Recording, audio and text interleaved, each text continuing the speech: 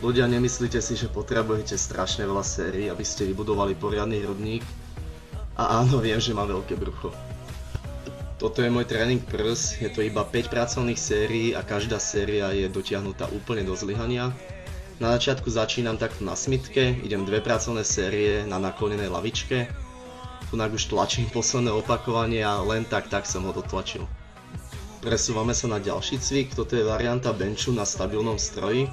A idem zase úplne to isté, 2 série do zlyhania. Tunak už som trafil stenu a ďalej som sa nevedel dostať, takže mi musel pomôcť tento fešák v imidžovkách.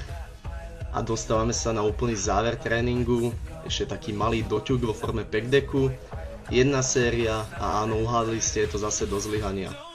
Toto je podľa mňa úplne všetko, čo potrebuješ mať v tréningu hrudníka, jeden šikmý tlak, jeden rovný a jedna varianta rozpažiek. Ďakujem, že si pozrel toto